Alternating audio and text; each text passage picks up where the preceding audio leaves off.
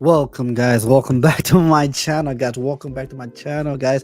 Like always, like, share, subscribe, guys. We're to 120 subscribers. We're 114 subscribers away, guys. Shout out to everyone. And it's pretty, from where I am, it's pretty late. It's about like 8:34. So, but so you know what? Let me just go live, talk about this game, talk about the fact that Manchester United are headed back to Wembley. Wembley, Wembley, where the famous Man United, we're going to Wembley. Wembley, Wembley, where the famous Man United, and we're going to Wembley. Guys, let's talk about this. For the most part, as a Man United fan, it was a very, very, very, very, very, very frustrating game, guys. Very frustrating game. Let me start at the end of the game and then work my way back. The game ended 3-1. Goals from Mitrovic for Fulham, braced by Bruno Fernandes, and first goal, his first ever goal, his first career goal at Man United. Marcel Sabitzer scores a goal, his first goal as a Manchester United player. So the game ended in 3-1. For the most part, the game was not what you expected. Manchester United was at home. And let me just quickly, share my screen with you guys, and let's talk about it. Because Man United, the lineup that, does it at this point? To be honest, with Man United, the lineup really doesn't matter as much, as it should. I'm not gonna lie to you guys. The lineup doesn't matter. It seems like every lineup we put out, the performance are the same. Because our performance as of late has not been good. And this is just being honest. We have not been playing well lately. We have been getting results in the cup competition, but in the league, we got to play 2 games in the league. 7-0 against Liverpool away to Anfield, and we drew 0-0 against Southampton. So this is how this was our start 11. David De Gea, Maguire plays, and he captains Manchester United alongside Lissandro Martinez. On either flank, we had Luke Shaw on the left, Wan-Bissaka on the right. We had a midfield of Sabitzer, McTominay, and Bruno. It looked like Bruno Fernandes. We had Weghorst up top. We had Jadon Sancho on the right and Marcus Rashford on the left. Sometimes, initially, it started interesting enough. Sancho did start on the left in the beginning of the game, and Rashford did start on the right. They ended up switching midway through the first half. For the most part, the first half was absolutely not good in the Man United perspective. And to be honest, I'm not gonna lie to you guys. Fulham were the better team. I can't lie. Fulham were the better team. They had the better chances. Man United throughout the game just wasn't in the game as much. Fulham pretty much dominated the midfield. Um,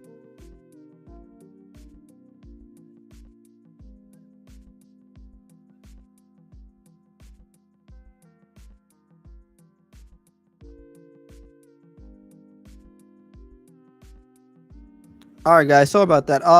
Yeah. So Fulham pretty much dominated the game. Dominated the first half.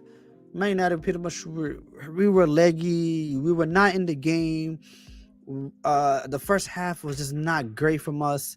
Fulham was up top, but it was still 0-0.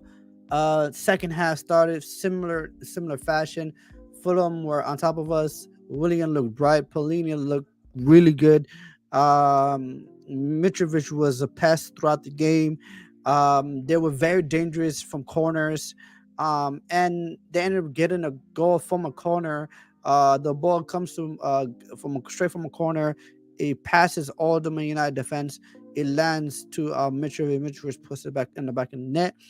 Man United are losing at this point. It was a 1-0.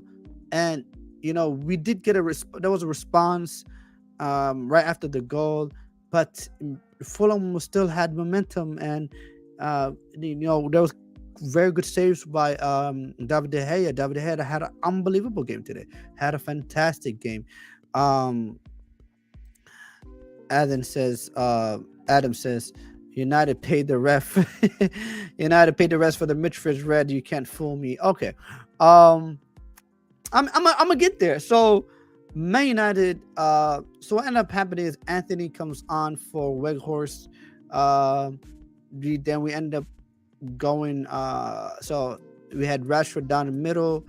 Then we had was it no, not Anthony, McTominay came off for Anthony. And then so we had Anthony on the right, Sancho on as a like a 10, and we had Rashford on still well, actually we had Rashford and Weghorst pretty much playing as like a striker partnership. And then we had Sancho playing like on the left. So it was interesting when the manager did that. Bruno Fernandes put through Anthony.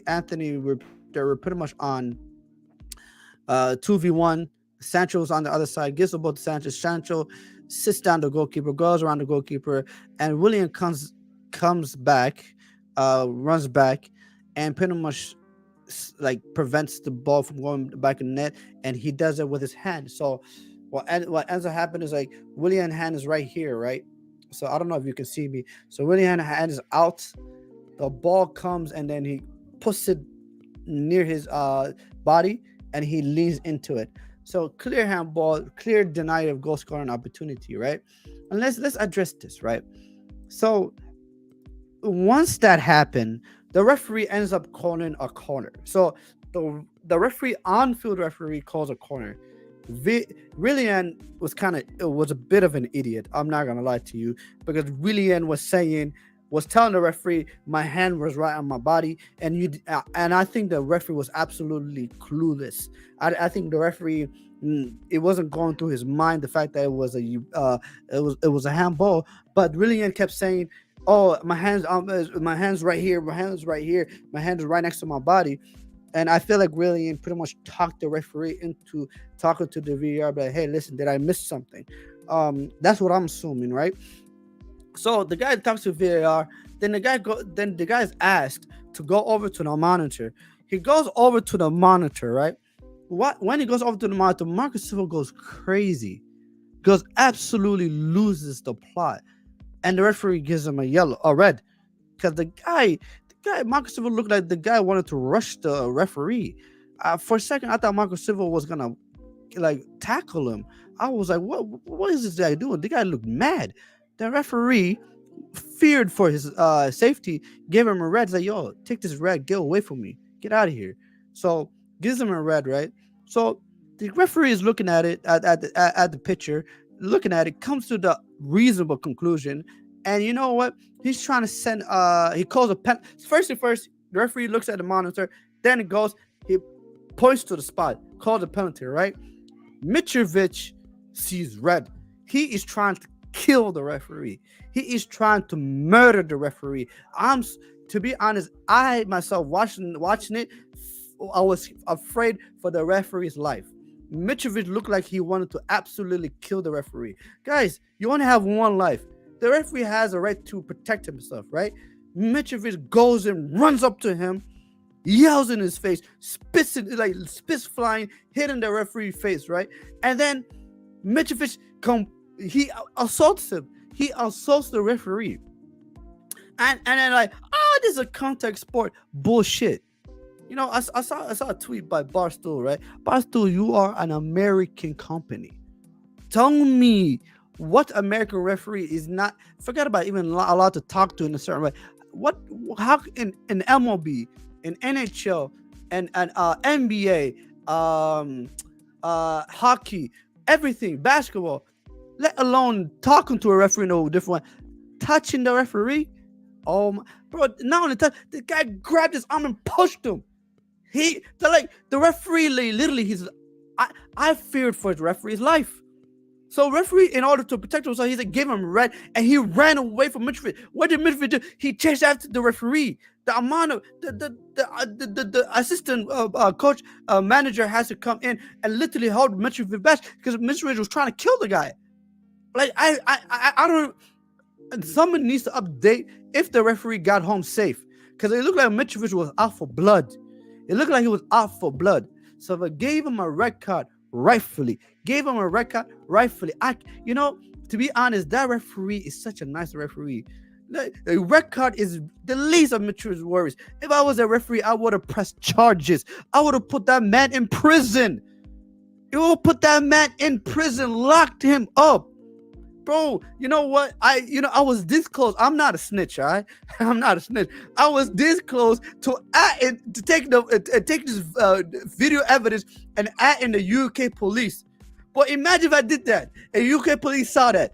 Not only did the referee, forget about referee press charges, the UK police will press charges after they saw that video. Yeah, so he rightfully gives him a red card. The guy feared for his life. So it gives him a red card, right? Then he's like, yo, Willie Ann.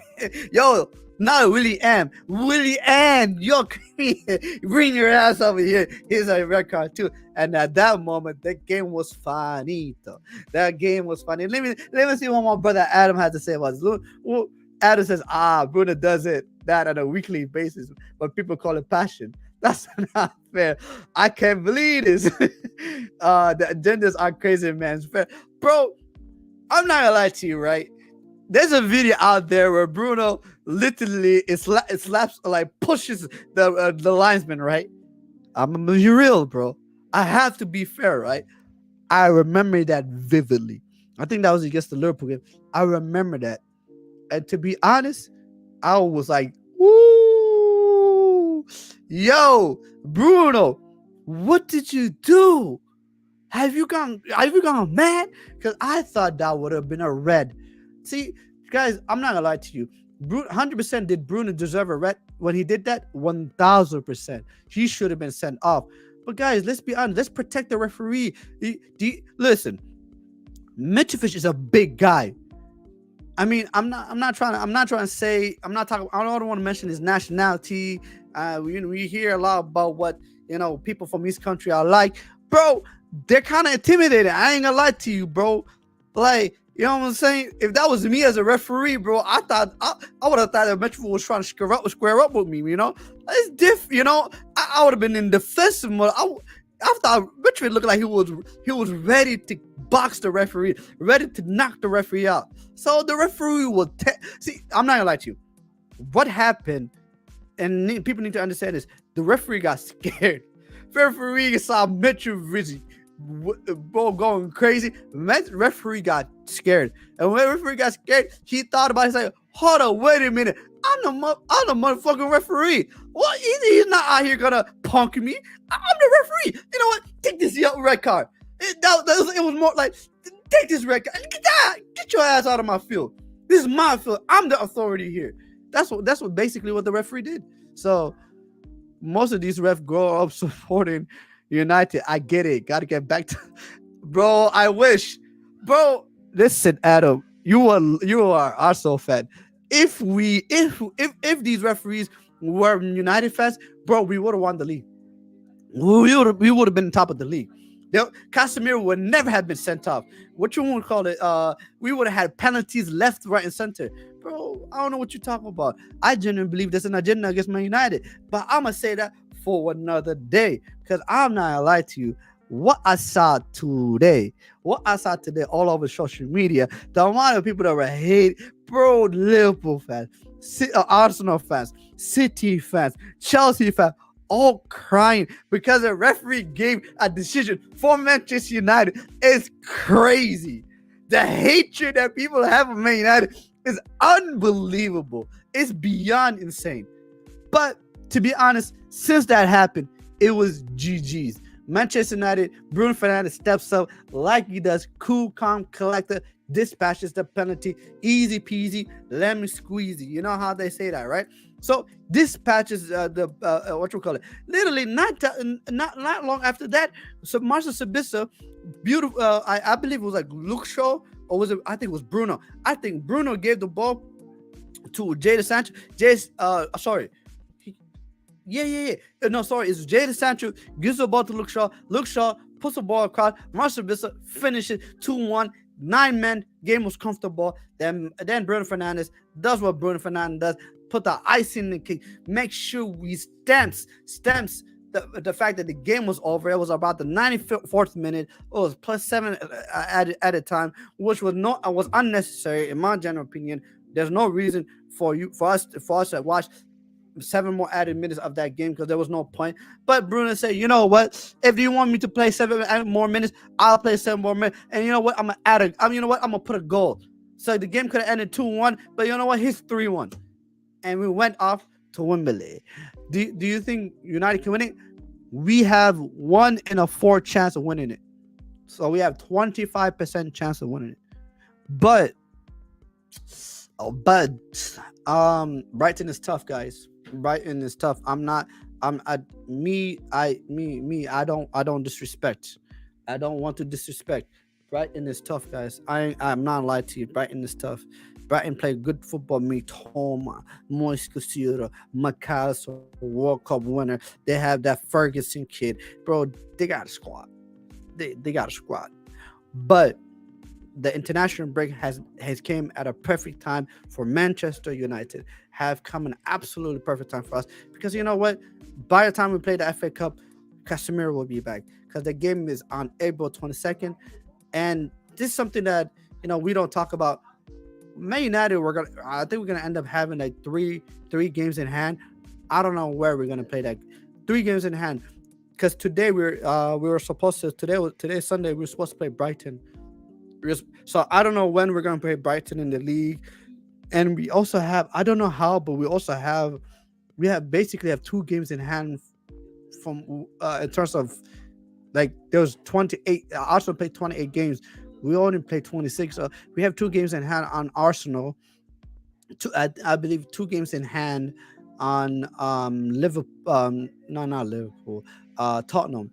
So like let me look up the it didn't make sense because I understand Brighton. But I didn't understand.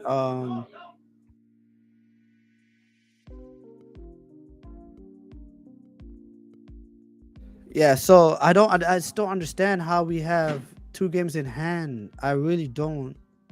I don't know. I don't know where the other game is. I know we haven't played. I know we haven't played. I know because today we're supposed to play Brighton, but I don't understand where the other game in hand comes from. Like, what other team have we yet to play? I really, really do not know. Um, let's see. Yeah, give me a second, guys. Let me share my screen with you guys. Let's look at the league table.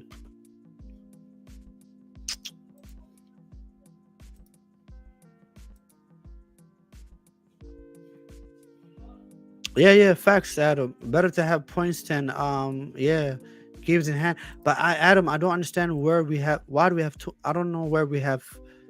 Where's these games in hand coming from? Like, I know we haven't played Brighton. We're supposed to play Brighton today, but other than that, what other game have we not played? Isn't Nah, because we played majority of the teams. I think it's Newcastle, but I don't know. But as you can see, Man United have only played 26 games. Tottenham and Arsenal both played 28. We have one game in hand on Man City, which doesn't matter. What is that? 61-50. So we're talking about, yeah, it really doesn't matter. It was a 9 point, well, 11. So yeah, 11 doesn't matter. Um, yeah. So even Liverpool has two game in hand because Fulham played to. We played against Fulham today, and they were supposed to play Fulham. So Liverpool have two games in hand. Um, I mean, majority of the, yeah, every single team pretty much played. Uh, Look, but that's crazy. How does Brighton have three games in hand? Like, Man United played Europa League, FA FA Cup. See, that's why something is fishy. That's why something is fishy. Something is not right. Something is not right. How does Brighton have three games in hand when they were out of the League Cup? They're not in Europe. They're only playing the Premier League, so they're in two competitions. When Man United were in a Europa League, Carabao Cup, FA Cup, League Cup. It's actually understandable as why we have two games in hand. How does Brighton have three games in hand when they were only in two competitions? It makes no absolute sense. So I mean, yeah, it makes no sense, bro. The Brentford game. Adam, you're G, bro. I love you, bro. Better to have points than games in hand. United have might be dragged out of the top four. Yeah. A Brentford game. Yep, Brentford game. Yeah, but Adam, how does Brighton have three games in hand? Like, what other game? Well, then again, I feel like the games makes. To be honest, it does make sense because probably the team that were playing cup games. So yeah, makes sense. Um. So, uh, player ratings for today. Player ratings for today. Let's do this and let's get out of here, guys. They're gonna do player ratings today. Uh,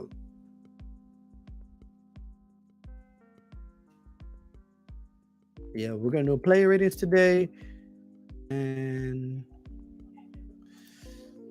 then we could get out of here. We could get out of here. We could get out of here.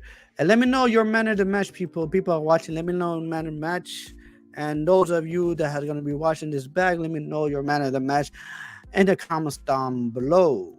So David De Gea as a goalkeeper, I think David De Gea. Without David De Gea, we're not through. So I give David De Gea an 8. I mean, there was a save that he made, bro. Like without David De Gea, we would lose this game easily. So I give David De Gea an 8. Yeah, I give David De Gea 8. So yeah, I thought David De Gea was fantastic. I thought David De Gea, for the most part, did his thing. And yeah, he was pretty much he kept us in the game. Martinez, Lissandro, Lisandro Martinez. I thought he was good as well. I think he had moments where he wasn't great. But yeah, but I thought he was good. His passing was good. His positioning was good. His defending was good. I give him a 7. Maguire. I thought Maguire was. I thought Maguire had a mixed game. I thought he was good. I thought he was steady. I did. I think he slowed down the tempo. Yes, I do. Did I think that we played very slow today, and Maguire was one of the reasons why, because every time Maguire has a ball in the back, he does think too much. He doesn't move the ball as quick.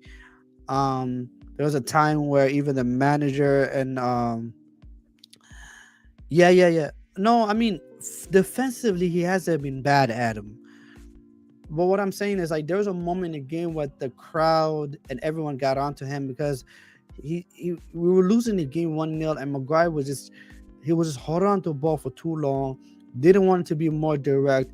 Like just Maguire is a everything about Maguire is a bit slow. So he did slow our tempo of the game does slow down. You have Varane, Martinez, boom, trying to make the pass. Either make the pass over the top, make the pass into the channels, make the pass into the midfield, but just try to move the ball quickly. And there was too many times when Maguire had too much touches on the ball. So for that, but I thought he was decent though. To be honest, I don't think it was bad.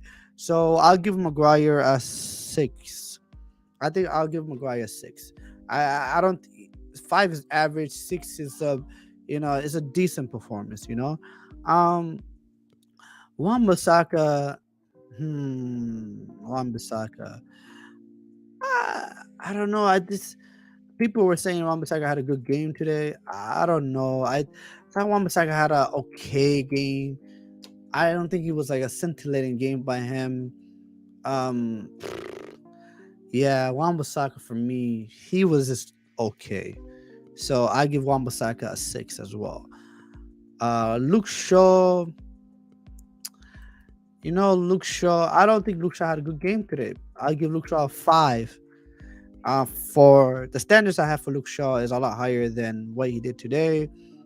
I mean, Luke Shaw, he is our best attacking threat in terms of fullback, but he doesn't overlap as much as he should. Um, so yeah, I think I give Luke Shaw a 5. Midfield's a bit actually Scott McTominay. Let's do McTominay.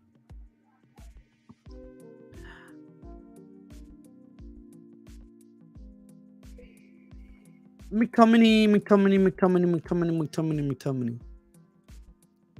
It's very difficult to talk about McTominay because I don't think he had a good game at all. I I, I mean I've heard that he might be carrying an injury as well, so he probably wasn't fully fit. That being said, I mean I don't know. I mean McTominay was just not good. I mean midfield got bullied today, and in a way I prefer McTominay to play that position other than Fred. But at the same time, he's just poor. I don't think he's a 6, but yeah, McTominay was poor today. I give him a 4, and 4 is. I'm actually gonna give him a 3. He was really bad. He was really bad. Yeah, McTominay's being wasted as a deep player. Not, yeah, it just he seems so Adams. He seems so lost when he plays in that position. Yeah, 1 second, people.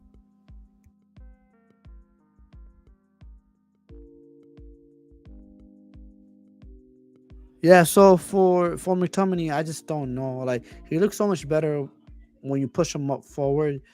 It just in that road, he just is. He really shrinks in that road. He it seems like he doesn't understand how to play that role. He he really it runs away from his center back, doesn't give him an option, etc. etc. Some people will say he's hiding. Um, I mean, to be honest, I feel like at this point, he simply doesn't understand the role. He looks lost when he's playing that role. So, um, yeah. So I feel like he's what I think. What it's not that he's hiding. I think does he want the ball? Yes, he does. But it's just like sometimes I feel like he just doesn't understand the positional sense of that position at times. Um. So yeah. Um. So give me 1 second, people. Yeah, come through. Yeah, so I do agree with Adam. I mean, McTominay is a bit hate players who hide from the ball, feel like they're disgrace to the beautiful game. Yeah, it Adam is just I don't Adam he does that. He hides from the ball. Does he do that? Yes, absolutely he does. But I feel like for McTominay is more of like a lack of understanding of his positioning. Because from what we see, we're like, man, this guy's hiding from the ball. But I feel like from his understanding, he feels like he's putting himself in the right position to receive the ball. Because one thing I'll say is McTominay is not the type of player that I don't think he will want to hide. I feel like McTominay is eager to have the ball, to get the ball. I think McTominay is one of those players that believes in his ability, or believes he's a lot better than he actually is. He believes, like, how he has that self belief. I feel like he believes he's a fantastic player, which is, I think that's all good, all. But I feel like it's just his understanding of, as if I'm playing as this role, I have to, sometimes come back, support my center back, drop in deep. He is just, that's, I feel like it's not up here. He just doesn't understand it. Um so yeah, so McTominay, I give a 3. I think it was poor. Sabitza, Marcel. I don't think he had a good game at all. He ended up scoring his first goal. Just for that, I give him a 5. But I thought Sabitzer was not great. I thought Sabitzer overall game was about 1 point better than McTominay. I think it was a 4. I give him a 5 for his goal, but I thought Sabitzer was poor. I thought Sabitzer was poor. Um, Bruno Fernandes. Bruno Fernandes. This is what he does. I mean, Bruno Fernandes, and when we're I thought Bruno Fernandes has a good game today. I thought he had a fantastic game today. I think he's our most creative player. People need to start understanding, like, if Bruno Fernandes is not create, we don't score goals. Without Bruno Fernandes, we cannot create. And he it was his the ball through that allowed us to have a numerical advantage breaking forward, which ended up causing ended up winning us a game where Sancho ended up being 1-on-1 with the goalkeeper, goes over the goalkeeper, and yeah, so the rest of it was pretty much history. Penalty, 3 red cards, and game over. So he ended up scoring the penalty very well. He ended up scoring his the third goal and his second goal very well. Yeah, Bruno Fernandes, I give a 7. I thought Bruno Fernandes had a good game. He had a good game. Actually, I give him an 8. Rashford. Nah, I mean, Rashford, not his day, he didn't have the best game. I give Rashford a 5. Sancho, came alive once we did the tactical change. He pretty much won us the game. For that, he is my man of the match, and I've tweeted this out. He won us the game. So I mean, I don't think he had an overall good game at all. I thought he was a very frustrating figure. I thought, he wasn't great at all. There was a point in time where I felt like he should not even be on the pitch. But to be fair, he has won us the game. He's the reason why we're through. So he is my man in the match. That being said, if I'm judging his overall performance, I don't know. I think a 7. I'm being very generous. I mean, if he won us the game, so without him, we don't win the game. But at the same time, it's like, it's hard to judge. It's hard because, I mean, what would Ten Hag do when he moves a percentage-based setup? I That's a phenomenal question.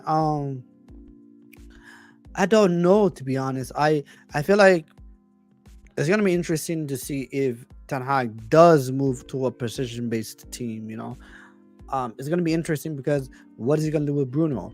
What is he gonna do with Rashford? What is he gonna do with I don't know, like, what is he gonna do with certain players? So it's very difficult because I don't know if he's gonna be. I don't know if Ten Hag gonna go to a more defensive, because it just looks like it. From what it seems, Ten Hag is. I feel like is happy of doing, make you know, making it work with the players that he has. Um, I feel like we just gotta wait to see what players that he brings in, and I don't know. I really don't know. I cannot tell you because this is not Ajax. This is Manchester United, and it's gonna be interesting because you know we can go back and forth and talk about Rashford, Sancho, and all that stuff, but Ten Hag has just been here for one season, so we'll see, man. This stage of United is like 1920 for Arsenal when we won the FA Cup. It will get worse before it gets better because a lot of these people won't be there for the end goal. That's a fair point, Adam. That's a fair point. Yeah, but I just feel like football is a funny sport. It does Ten Hag tweak his system to fit Man United, which he has done this season, where he's playing the best. He's playing the best way. How do I say it? He's playing a way that suits these players. Um, is he the specific type of players that we ideally think about in terms of attack system? Is he going to get those players? You know, you know what I mean. So, like, I mean, he wanted to get De Jong. Is there a player like De Jong out there? What player he's gonna get? I feel like it's with Ten Hag. It seems like he is like, give me this, give me that, give me this, and I have what I have, and I'll make it work type of manager. Um, so I just feel like we'll have to see Adam. So I understand what you're saying, but at the same time, it's like you know he signed Anthony, he signed Lissandro Martinez, he signed Casemiro, he signed Ericsson, right?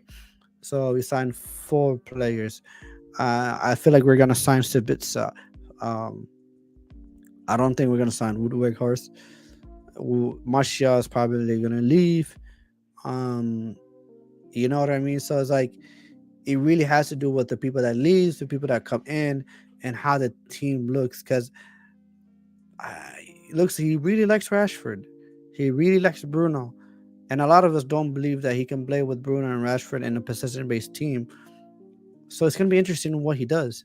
Does he bring in another left back? Uh, does he bring in another right back? Does he bring in another center back? What type of striker is he gonna bring in the summer? Because we're definitely gonna go for a striker. So it's gonna be very very interesting to see what he does. Subs that came on. Anthony came on for McTominay. So Anthony.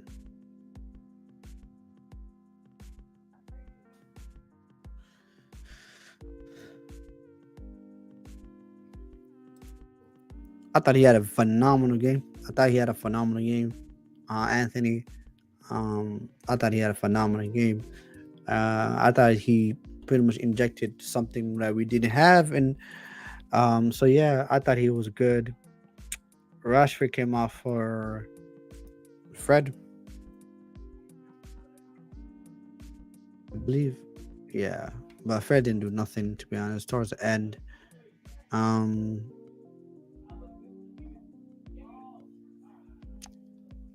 yeah, other than that, I don't know who else came on. But the player that did have an impact was Anthony. Anthony made an impact.